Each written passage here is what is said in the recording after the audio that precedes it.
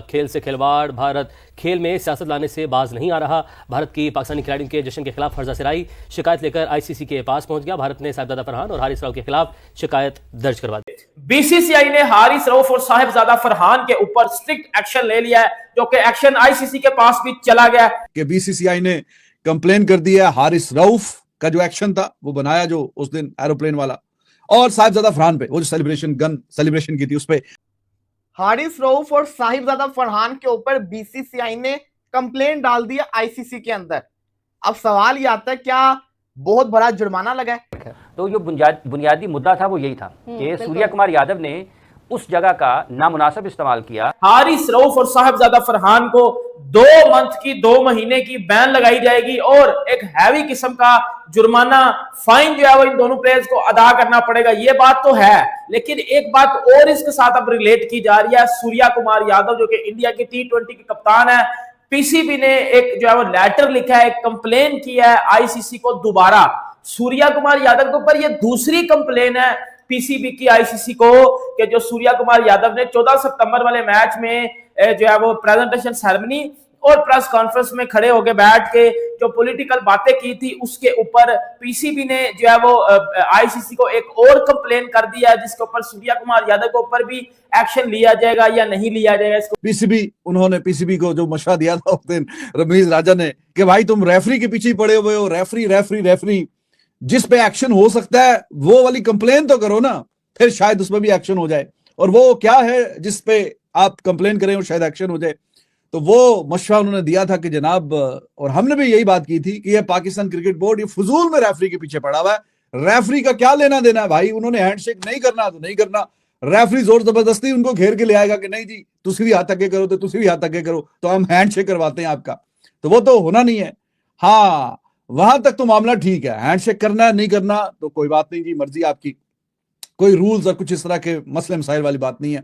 वो एक दूसरी तरफ है, हाँ जी, against the spirit of the game है या नहीं है, जो भी बातें। लेकिन जो प्रेस कॉन्फ्रेंस में बातें की सूर्य कुमार यादव ने, उसमें से जो बातें की उसमें से एक बात ऐसी है कि हाँ जी जिस पे पकड़ हो सकती है। आईसीसी को जो कंप्लेन की है उसके अंदर हाईली स्ट्रिक्ट एक्शन की रिक्वेस्ट की गई है बीसीसीआई की तरफ से। आपको बताता चलूं, ये जो कंप्लेन है ये बीसीसीआई ने की है, पीसीबी ने नहीं की। पीसीबी जब कंप्लेन करता है तो आईसीसी उसको वो रिस्पेक्ट नहीं देता।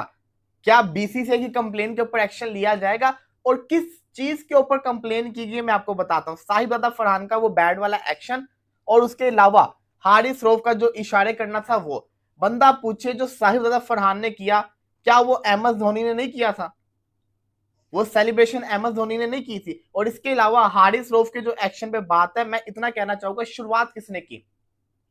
अगर प्लेयर्स को आपने मैच से रिमूव करना है, कोई स्ट्रिक्ट एक्शन करवाना है, फाइन करवाना है, तो शुरुआत होगी सूर्य कुमार यादव से।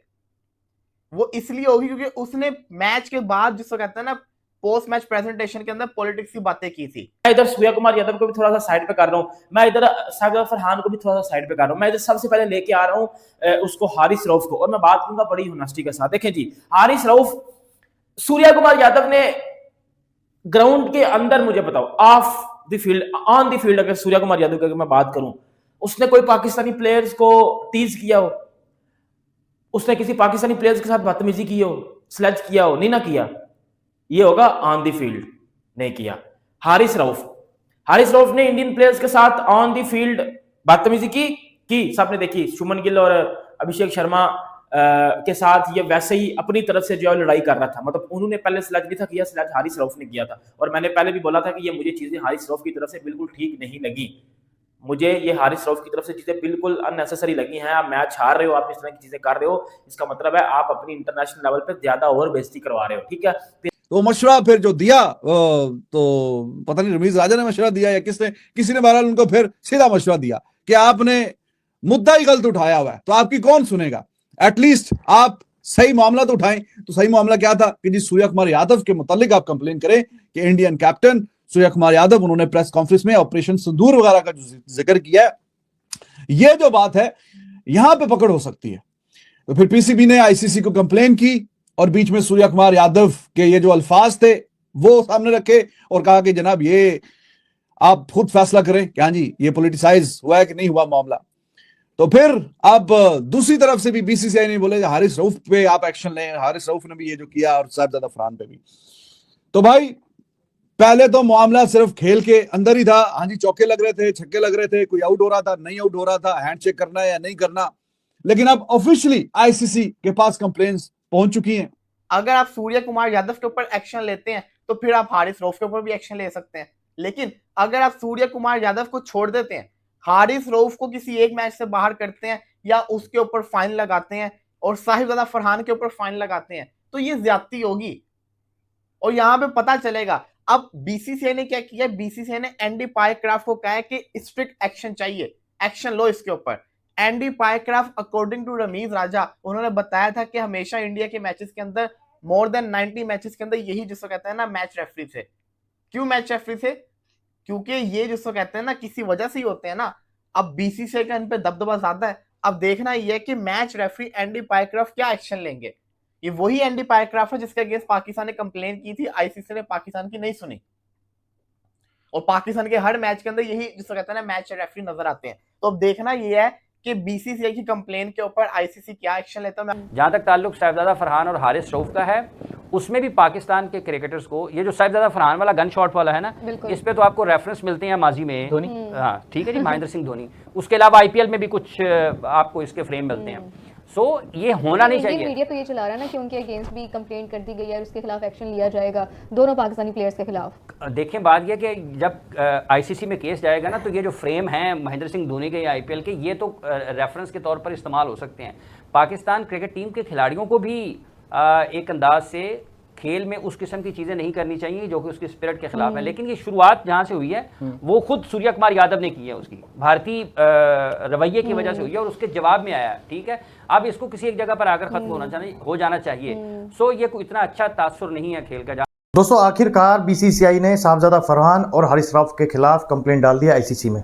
वजह आपको पता ही होगी, साहिबजादा फरहान का वो गन वाला पोज 50 करने के बाद और हारिस रऊफ का वो पब्लिक के बीच में 6-0 वाला गलत तरह का इशारा, जिसे वो सबको पता है कि वो क्या इशारा कर रहे हैं।